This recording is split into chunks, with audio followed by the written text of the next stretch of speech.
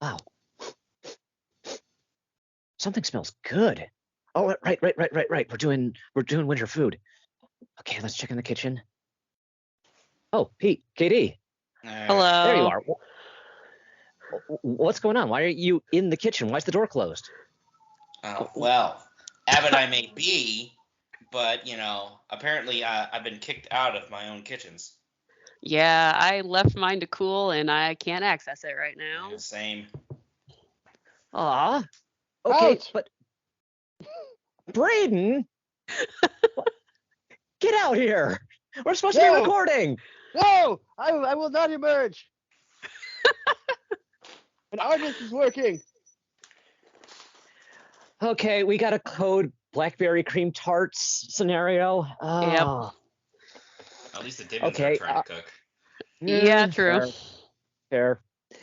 I guess while we're waiting for Braden to unmonopolize the kitchen, Pete, Katie, can you tell me like what you guys made? I got nothing. I was hoping to get into the kitchen and quickly whip something up, but somebody won't let me in. Yeah, you were yeah. gonna do Under these that. conditions. Yeah, you were gonna do that Dibbins version of October Ale. That's just sugar upon sugar, weren't you? Who's asking?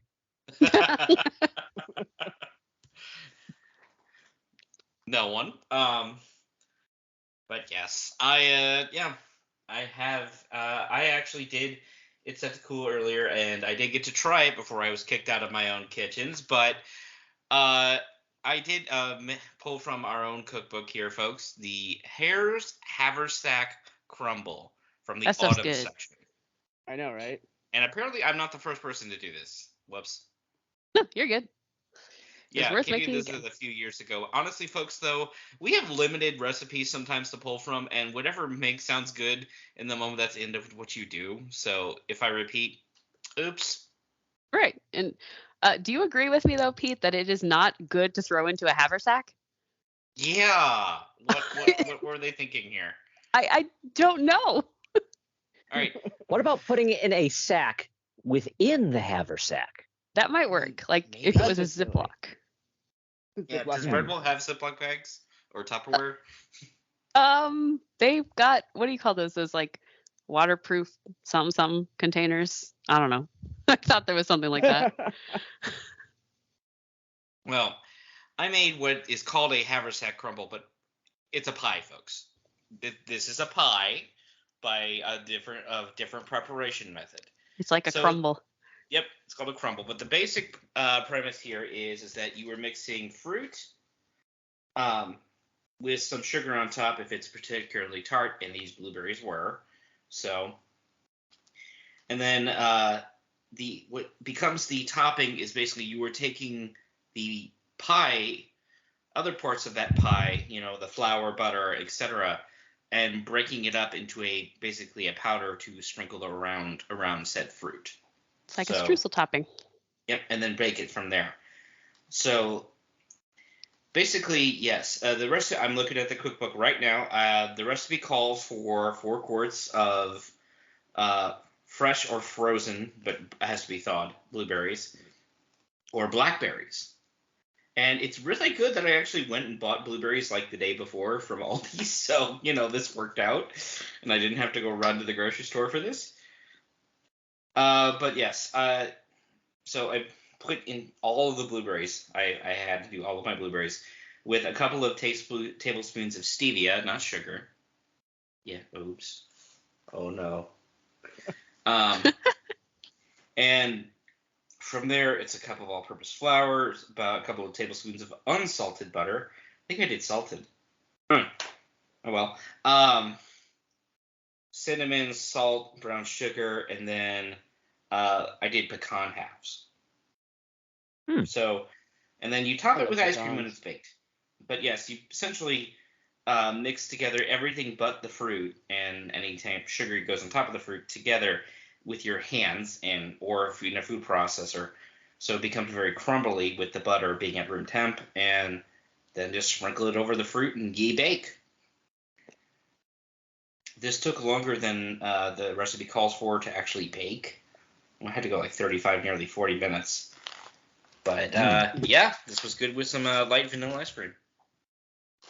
How's the stevia working? Is that good? Stevia is really, you really have to pay attention to the kind you buy and the brand. So definitely do your due diligence and research. I do stevia in the raw for like making lemonades or baking, but there's always going to be a difference in consistency compared to real sugar. But if you're trying to watch calories, and I'm turning 40 next year, I am. It can make a really good alternative. Mm-hmm. But at the same time, there are some stevias out there when you buy off the shelf. Unless you read the label, you are literally buying like a stevia with another sugar mixture. So it's not quite as low calorie as you think it might be. It's more like sugar light instead of sugar free. Right. And then not all of them are intended for baking. Some of it's just like straight like sugar packets you'd find on a restaurant for coffee or tea or something. So the kind I buy is noted for baking. Cool. It's a natural compound, right? It's not like synthesized. I don't know anything about this. Stevia is a plant, yes, and it was kind of like the fashionably in thing for some years. It still is to a degree. Mm-hmm. Oh yeah. But it has a natural sweetness with a lot less calories than sugar cane. Sugar. Yeah. Sugar. And this time of the year, that's all we get. Wave 2 of candy season. Oh, let me say, working in a library, we get all the goodies. Everyone's "Oh, we're so grateful for our library." Literally, last Saturday, someone brought in an entire tin of like butter cookies. Ooh. Like the and ones? It was like the what? What you call? The pre-made Danish butter cookies, like they come in like individual paper wrappers. No, the the stereotypical blue tin that everyone's mom and grandma has. Yeah, that. Yeah. But only this one was black, but functionally identical. I had a friend of mine. I brought a tin of those to a trip. I met up with some friends, and one of my friends called them sewing supplies. Oh yeah, totally. Absolutely. But one of my coworkers was like, "Yeah, I've had like 70 million of these." The exaggeration aside, those are really, really hard to stop eating, especially if you have a hot cup of something to pair with them. God, that's one of those memories I have of my maternal grandmother, who she just always had those around. Mm-hmm. I will say,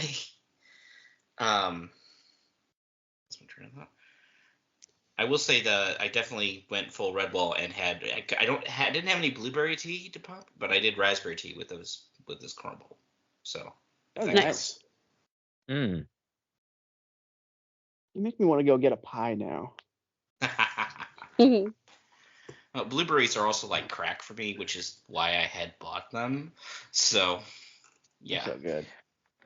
Speaking of pie, one other anecdote you might be amused by. So Thanksgiving here in the United States, we all have lots of delicious, delicious food. We set up a book display that had a lot of books themed around pies. So not just cookbooks on pie making, but also any number of murder mysteries, because for some reason housewives like murder mysteries that are themed after baked goods. So there are a number of pie themed mysteries, like lemon meringue pie murder. Ooh, sounds delicate. Tasty. Anyway, I could murder a lemon meringue pie. Right? Yeah. I went into our math section, the 510s, and I knew we had a book on mathematical pi. I put that on display. Oh no. Somebody actually checked it out. Wow. Nice. Now I remember I was going to mention the other good really seasonal time this year that is usually near those Danish butter cookies, Stroop waffles. Stroop waffles are amazing. Yeah. I hate that they're seasonal, but only to this time of year, but man, you put one of those over a cup of joe or tea. You actually go through the whole process of softening it. Yep, that's the Oh, idea. yeah. You let a hot Nice. drink soften them up. Yeah. Yeah, the steam rising off will just get caught in there, and it will slowly weaken these sugar crystals until they become a syrupy mess in the best way. A delicious mess. You can also pop one of those on a like small paper plate and put it in the microwave for like 8 or 9 seconds. Does the same thing. I mean, Not quite the same, but yeah. in a pinch, it'll do. Right. I highly doubt the Vikings did that, but you know. Yes. Well known for their use of microwaves. Vikings. Yeah. Yeah, the Viking Stroopwafel. All right. Well, before we get too off topic, too late. Go ahead, Katie. What did you make that's still cooling in the other room here? Well, I around this time of year, I really get a craving for gingerbread. I really like gingerbread cookies, but I don't have the energy to make and roll out and decorate gingerbread cookies. So I was gonna say, are we talking like the cookies or true gingerbread? The cookie. I do like the cookies. Okay. I did make gingerbread once. I think I did it wrong. I didn't like it as much. But I found a recipe for gingerbread cake. And so I did make it. Has a cream cheese icing, which is delicious. Or I guess it's more of a frosting because it's thicker. What's the difference? I think icing is sort of more the harder, stiffer, like you put It's on like a glaze. Yeah. Oh, okay.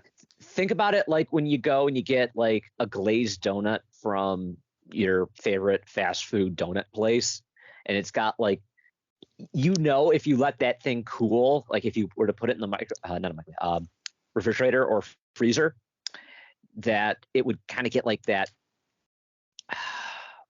Yeah, I know what you're saying. It's like almost that crumbly. stuff. It hardened, Exactly. Yeah. So that is icing. Frosting is like, no matter how cold you get it, as long as it's not frozen, it's still like soft. Soft, yeah. Okay. Yeah, so this is basically like an egg, some molasses, some vegetable oil, and brown sugar. And you mix that up, and then you add your cake flour, which cake flour is a thing. I didn't know that till a couple of years ago, but you can get like a finer flour for cake. Mm-hmm. So cake flour, baking soda, salt, and ginger. Having tasted it, I snuck a little piece before I was kicked out of the kitchen.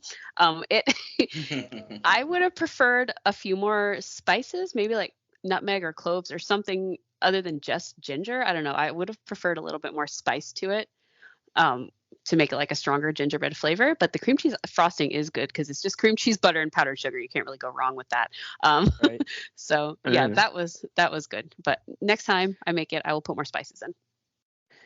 Yeah, like I would imagine, a little bit more cinnamon, maybe a little bit of nutmeg. We know, yes, nutmeg is, something that was in a lot of different dishes, including putting it in the Skipper's oatmeal. Indeed, and also the Abbott in the TV series had like an addiction to nutmeg. Didn't we decide that? Yes.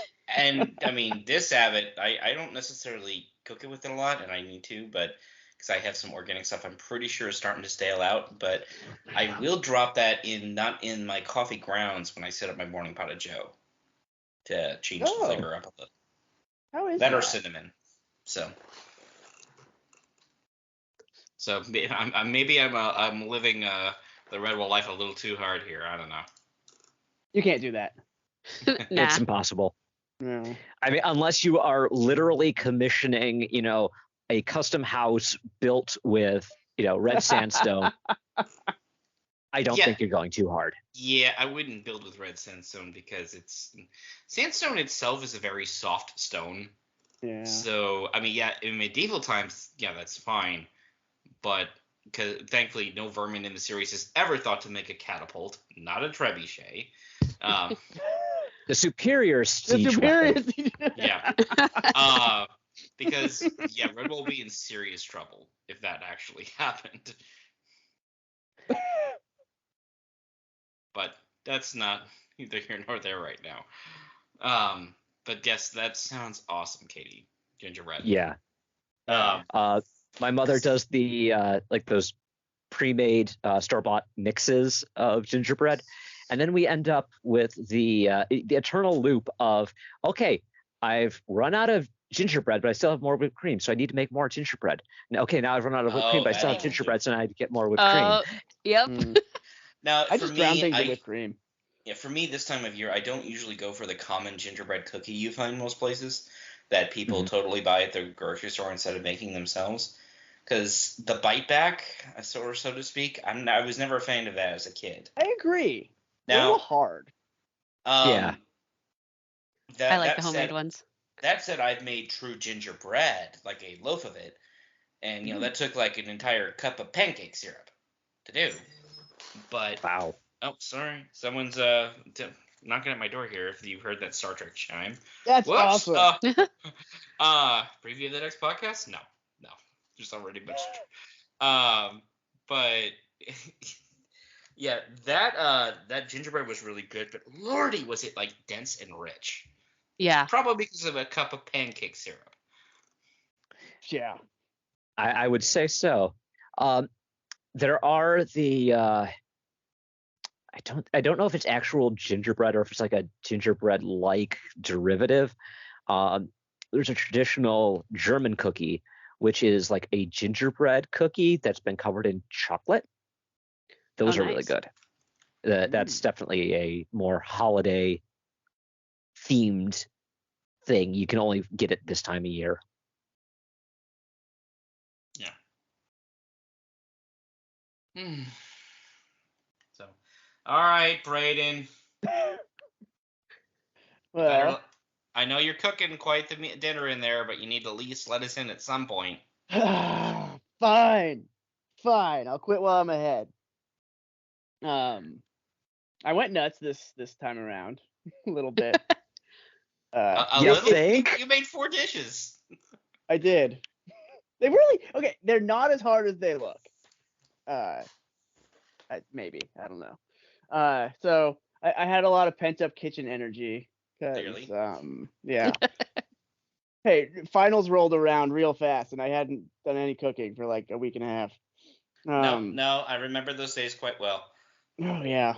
Then you come to a hard stop, and you're like, what do I do with my time? And this is what you do. Well, for me, it was I once slept for 13 hours straight after winter finals. Yeah, I've been sleeping 10 hours a night. Nice. I'll have to go through this more though. Yeah, I'll just start where I started. I went through that master list we have of Redwall foods, and as you know, I'm not one for necessarily following the rules 100%. Mm-hmm. Yeah. I mean, how many years did I pull from the Game of Thrones cookbook instead of the Redwall cookbook? Fair enough. Because, like the first one I did is basically Korean food. But yeah, mushroom porridge sounded good. And I found one that appealed to me. They called it, so it seemed relatively inauthentic actually, in terms of being like a Korean dish, but it was at least based on, the kinds of stuff you get. So it's basically, the porridge portion is not mushrooms, it's rice, but you use mushrooms in it. I got to. I was gonna say, so was this the derivative of the toad food they give their slaves before they eat them? I think so. So it's it's what they get to enjoy before they get eaten. So I like to. H Mart is basically my mecca when it comes to anything I'm branching out on. Do you guys have one of those anywhere near you? No, I don't think so. Korean grocery store. It's great. I mean, there are like little mom and pop run shops out in the area that would be equivalent. Yeah. Yeah. And then you sort of stuff like World Market or Whole Paycheck. Oh, sorry, Whole Foods. Yes. And my local grocery has like big international food sections. So yeah, whatever you're about to say, we probably have here. Yeah, I just find it always rescues me when I can't find the one thing I'm looking for. But yeah, I got to try some mushrooms I'd never tried before. I bought some oyster ones and what were they? Shimeji mushrooms. Tried them while I was cutting them up. They're fantastic. They're really good. I love mushrooms. Sorry, Yeah. my cats are getting to know each other. I don't know if you can hear that. But Oh my. stop it. Ooh. They're taking a while to get along. It's a whole thing. Where was I? Sounds like a catastrophe. Oh It really no. is. Boo. Continue. I had to get into at least one. At No, least no, one. no, it's understandable. Some days are better Hey. than others. At least it's not a food pun. I could start and never stop. You're welcome. Merry Christmas. I'm surprised you haven't started. Continue, Yeah. Brayden. I'm playing Um, nice. So the basis of actually a lot of what I made is I have some chicken stock I made a couple of months ago in the freezer, so I use that for basically everything. The porridge portion is mostly just overcooked short grain rice. You whip up the mushrooms, toss them in. I also got kelp to flavor the broth with, so you boil that in there, and that makes a nice base that's like, it's not incredibly interesting, but it's very tasty, and you can just start piling stuff on. Like I put chili flake, scallions, there's a lot of sesame oil in this dish. I threw chilies on it. You can put anything you want. I decided to go the breakfast route. I threw a fried egg on top, actually. For my Nice. second helping. Yeah, oh, it was real good. So that's nice and filling. It's winter here, or it's getting to be winter here, so it's cold. So I went the porridge and soup route. So yeah, that one I'm actually quite happy with. The next, leek and barley soup. That was more so I noticed this fascination in Red Wallian food with leeks. Is this just an English food thing that I don't know about? Possibly. I mean, Maybe. you can get leeks readily here in the States, Yeah, in pretty much every totally. grocery store. Everything has leeks in it, at least on that list we have. It's like leek something pie, leek something soup, something. Well, apparently, much of the history I've done in the background when I've been in my day job these days, I put on like a YouTube video of history, and I've stumbled on the tasting history with Max Miller, and It's a fascinating channel. I love it. It is. I'm gonna find this. Yeah, the English Puritan set, especially when they got over here, they kind of. I don't want to get into a lot of that social consequence, but the short version is that, like, the first generation of settlers, they really appreciated native foods, and then like everyone after that, no, they're like, no, we want to grow English foods here, and just because there's soil does not mean it's the same chemical profile. So yeah, No. that may be why we have leeks here in the States, because they insisted on growing them. Probably, yeah. So you're saying British culture leaked through? I knew you were gonna say that. Oh. I am predictable. Yes. And it doesn't make it hurt any less. That makes me even happier. He likes causing pain. Apparently. Yes, he does. And we apparently like the pain. Yeah. Your groans nourish my soul. Good. Yay. I hear that a lot. Okay, leek and barley soup. I found a recipe that I actually was a little not optimistic, less because of the whole thing and more because I'm not a humongous fan of sage. So putting it in anything, I'm slightly wary of. However, it actually turns out a lot like it was like a lot of the base of the like chicken or turkey soup I'll usually make. So that was, yeah, leeks, carrots, onions, barley, of course. I'm trying to think. I chopped up a couple leftover mushrooms into it for a little more heartiness. Used more of my stock. And yeah, you just basically just whip that all together, saute it, boil it down, wait until the barley's done, and maybe you got yourself a soup going. Nice. Yeah. Yeah, another thing that can be, augmented if you want, if you have some chicken or something to throw in, but we're red ballers here. We don't do that. So. Unless we're vermin. Unless we're vermin, yes. Yeah, so it would raises be a lot of leek, questions barley, we and... Go ahead. I was just going to make a really dumb wisecrack. If we're vermin, we'd be doing leek, barley, and sparrow soup. Yes. Mm-hmm. So yeah, also seasoned with thyme and sage. And honestly, could do without the sage. That's just how I feel about a lot of things. Otherwise, quite good. What? No parsley or rosemary? Oh, no, parsley on top. Oh. You see, Matthias, I'm more serious about the humor. Oh, you got me. Oh. Yeah, I will give you a round of applause, sir. And now the song's going to be in my head. Anyway. Yeah, there are worse songs. There are. Yeah. I'm a big fan of the Simon and Garfunkel version. Mm-hmm. So fortunately, so far, I made up for my fast food habit of the last couple of weeks with 2 nice, healthy vegetarian dishes. That's always nice. And then spring salad looked quite tasty in there. Now, is this from the actual cookbook? Well, this was just on the list, and it had actual ingredients listed in it. So I think it was one of those ones that's in a book. I can't remember where. Tell us about why I looked this up, since I have the cookbook to my left here. Yeah, so it's it's relatively basic. Carrots, radish, watercress. I'm becoming a big fan of watercress. I don't know if you guys have actually tried it, but it's really good. It's just slightly more. Yeah, you've had it? I've had it, yeah. Yeah, I like it. It's not what I expected. Well, no, there's no spring salad in the cookbook. There is a summer hot root sun salad. So. Oh, well, I'm gonna have to try that. Yeah, that's next. interesting. It has cooked vegetables in it.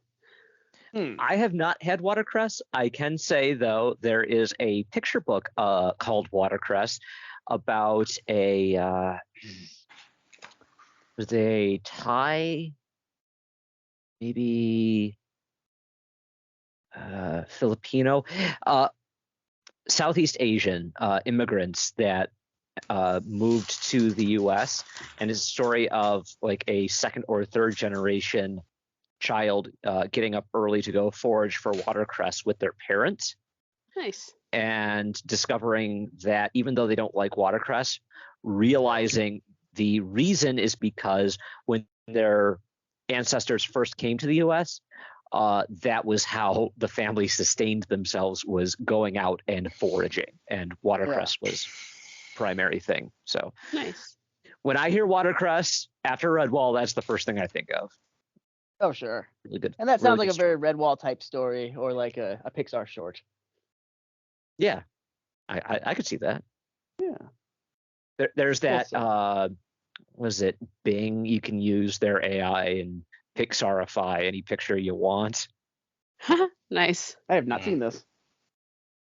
Sounds fun. It could be a different AI. I know there is one out there where you can turn basically anything into Pixar. Yeah, I've seen some of these. The ones I've seen I can't talk about because they're not Dibbin friendly, and we'll leave it at that. I understand. I would want to see a Redwallified, Pixarified picture. That would be interesting. Like, totally. What would like Martin the Warrior be like done up in Pixar style? Did you see that guy who he got into some people started hating on him on the Redwall subreddit because he was like, these are AI art images from Redwall, and people were like, don't do that.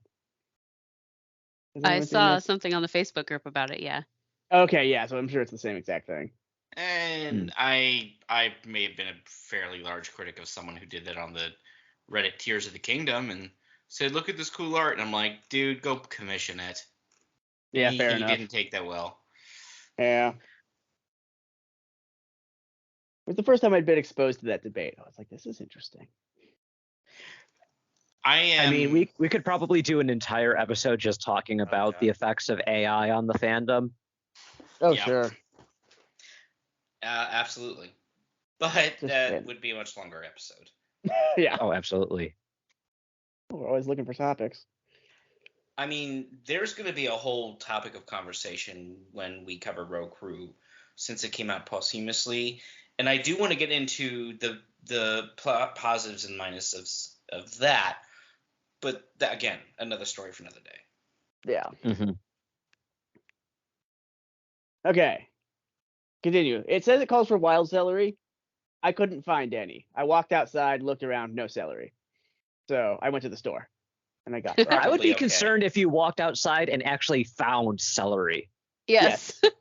Me too. I don't even know like where it's supposed to grow. Aside from in the ground. Yeah, that's why you have to go buy it. You have to get it from a celery. Oh. Nah.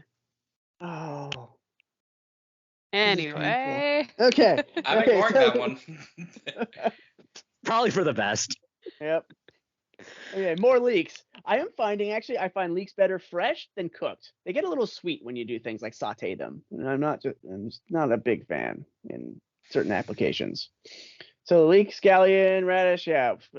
I have a very standard dressing that I use for these kinds of things, just red wine vinegar, olive oil, salt, pepper. Nice. Mm-hmm. Yeah, it works real well with this. It plays real nice. And then just to try it, because I do this with salad dressing a lot, I decided to take some dried basil, throw it on top.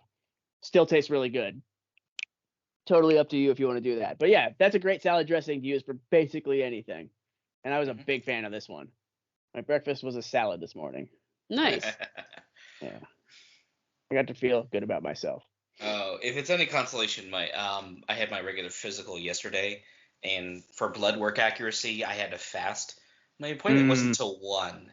So there I am after I get out of there, throwing myself into probably not the smart Waffle House after this. It's just like, nope, yeah. we are indulging.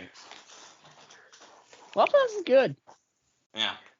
We don't have Waffle House where I am, but we have other places that are functionally identical. There are greasy spoon diners everywhere. Yes. In American institution. You can tell the quality of a good like family style restaurant by how they do the grilled cheese sandwiches. I got to talking with the wait staff while I was there because I was just there solo.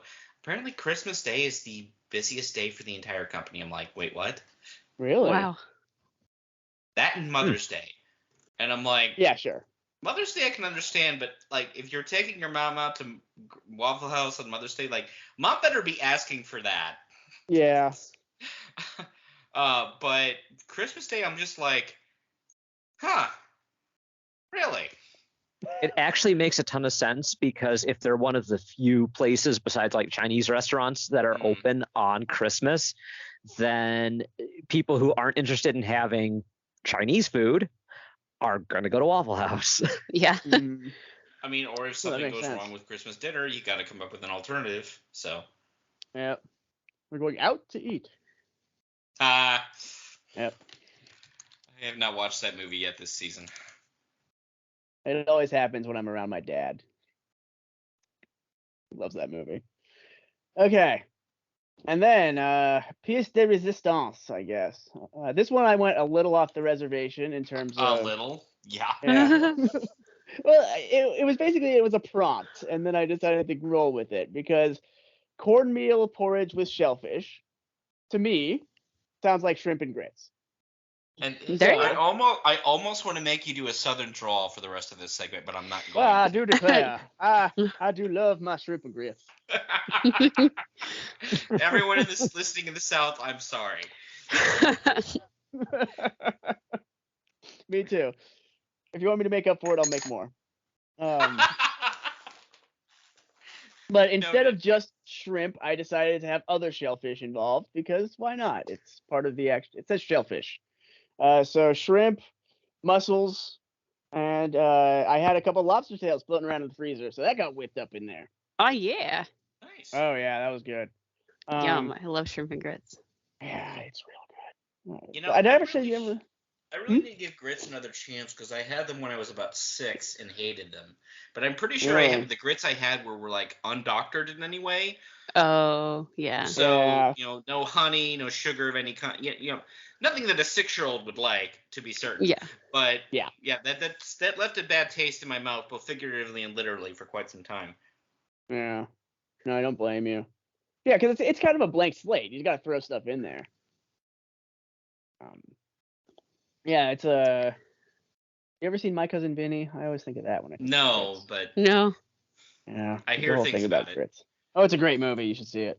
Well, my brother's a lawyer, and apparently that's one of the quintessential lawyer movies that actually does a good job with it.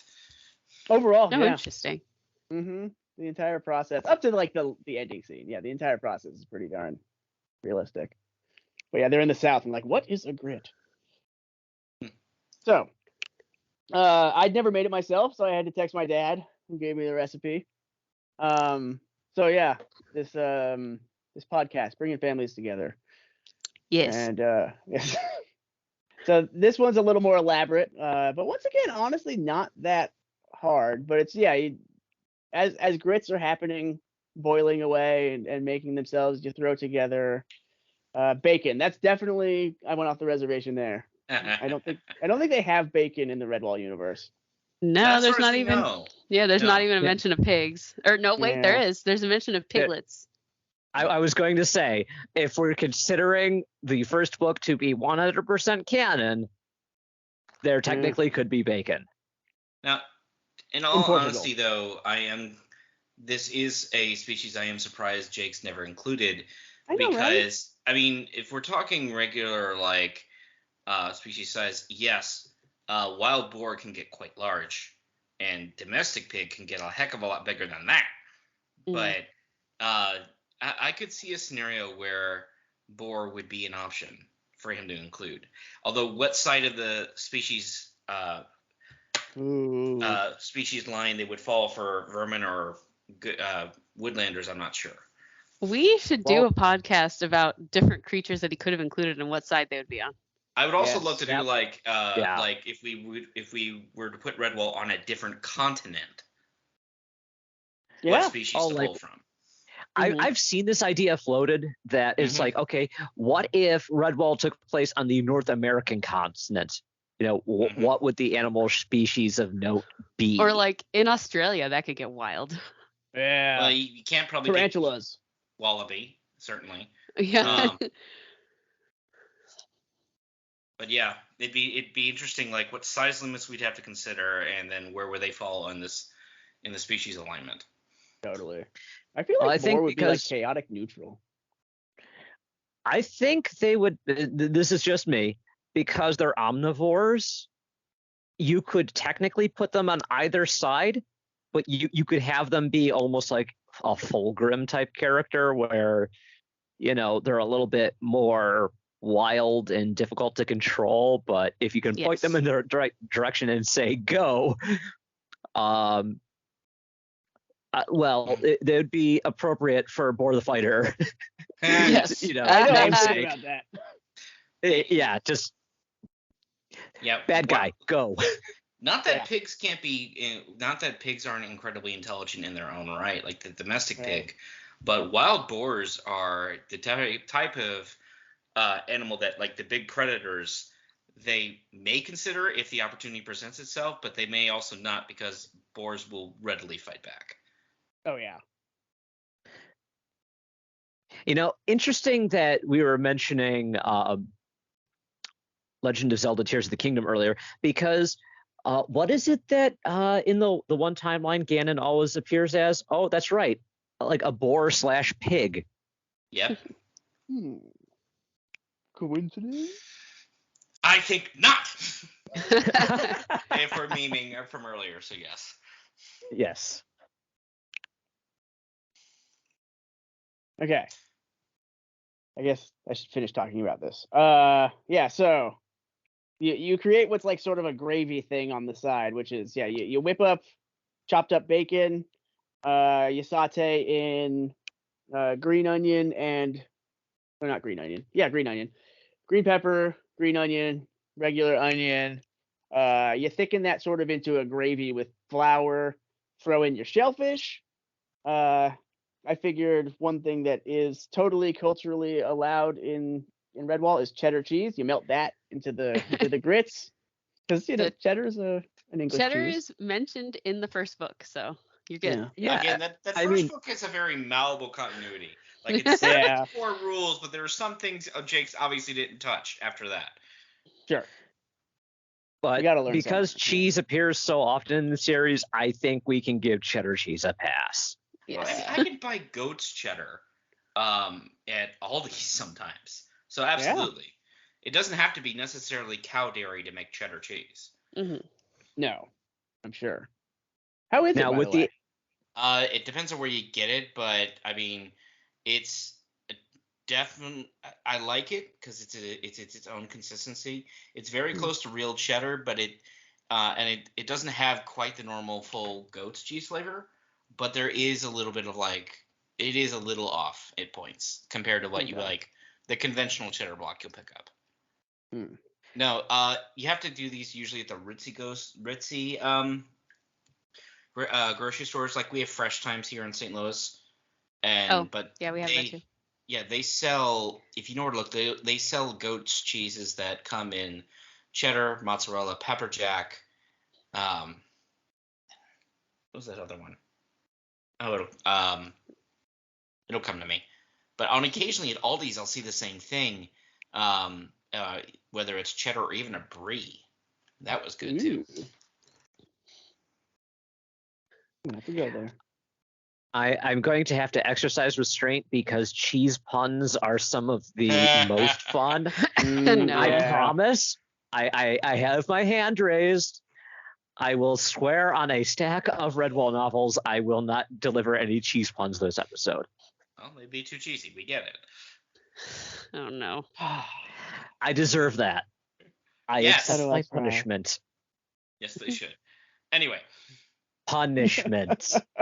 That one has definitely been used before in this podcast. Where's my buzzer? Sure I know. Oh, absolutely. Dust off the old buzzer. All in all, Braden, your 4 things, they sound really good. They are, honestly. Yes. Now, KD, your Yes. gingerbread has inspired me. I have some herbal gingerbread flavored tea downstairs. I kind of want to go drink some of that now. Oh, do that. I love gingerbread tea. Right. This time of I want year, tea now. that's one of those the herbal teas you can get. I've seen that before. A gingerbread tea. Or, there's also a month or two ago a pumpkin spice tea. Nice. Yeah. Of course we have to have that. Of course Yes. there's also a another like holiday themed sugar cookie themed flavored tea that is like lightly sweet. It captures like the essence of like the vanilla with a little hint of the frosting flavor. Nice. Really nice. I love that. Right. So someone was telling me about a drink called cider, which I'd never tried, but you like take a chai tea concentrate and you do half that and half like an apple cider and you heat it up. I was like, would that be good or would that be a little too much? I don't know. I have to try it. I vote. Now good. that makes me think.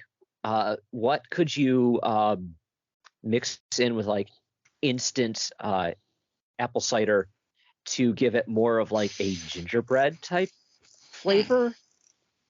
Probably ginger. Yeah, probably. That would be my Maybe first bread. instinct. Ginger and then some bread. There you go. Yeah. I mean, if you actually look at pumpkin spice, like buy a container of it, it really does just amount to like nutmeg, cinnamon, allspice, and maybe like 1 or 2 others. Oh sure. Yeah. It's a mix. That's all it is. Like star anise sometimes. I think. There's a really great local cider pressing place. Like, would you call it a cider house? I don't know the title for it.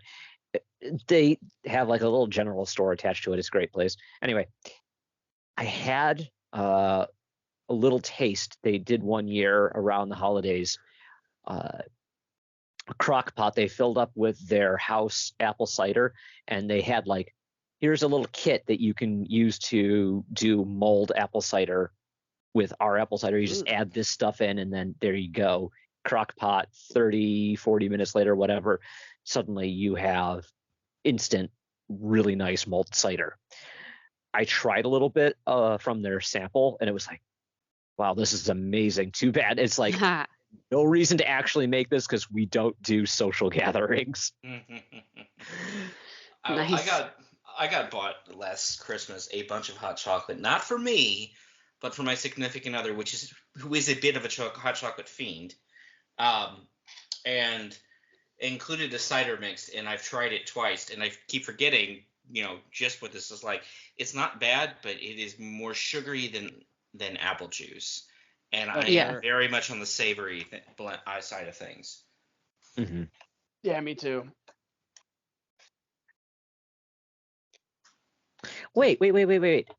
I'm remembering now. I think like one of the very first times we did a food episode, I did a cider. I did the cider from the cookbook. Oh, I think you did. Is that one of the kid forgot about recipes that. that's just full of sugar? No. This was actually like, here, put these actual like spice pods in, your pan of cider, and it's like, Oh, it that actually is turned out literally really the good. last recipe. Page 89. It's in winter. Sounds good.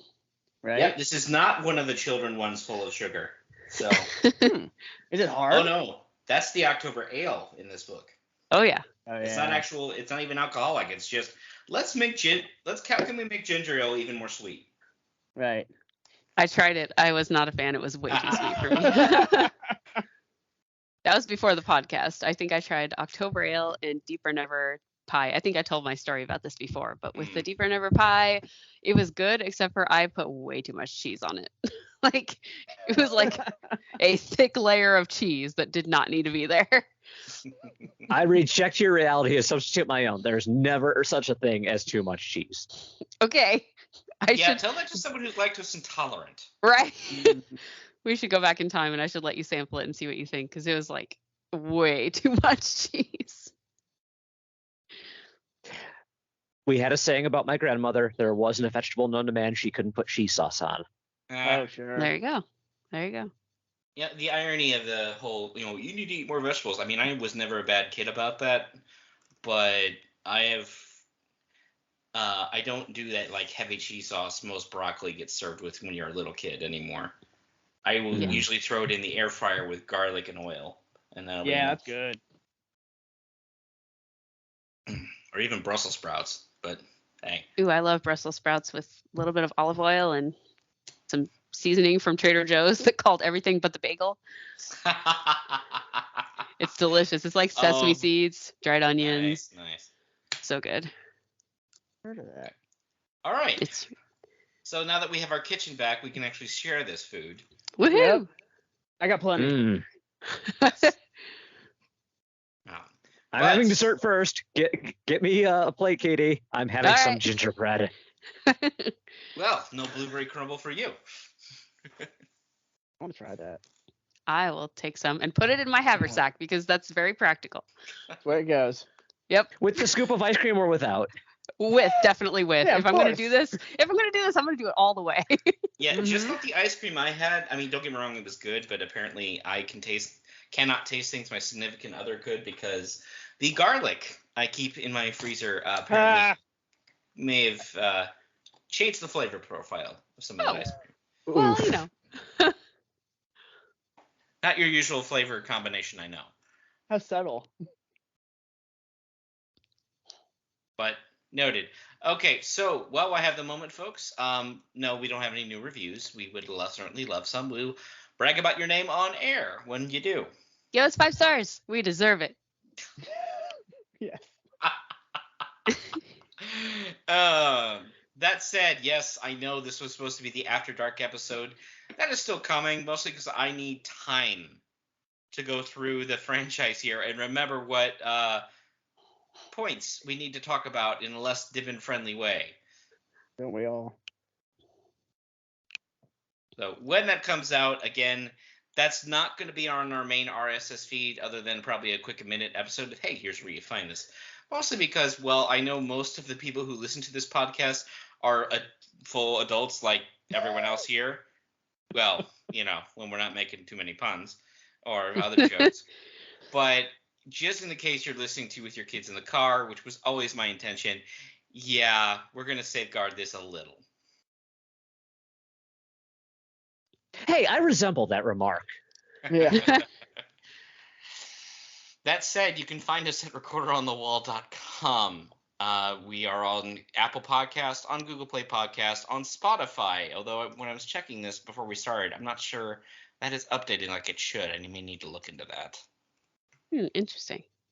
Well, we do have I'm not calling it X, Twitter account. Yeah. that's kind of fallen by the wayside. I need to remind myself to post on Eulalia again. We have an email though. We do.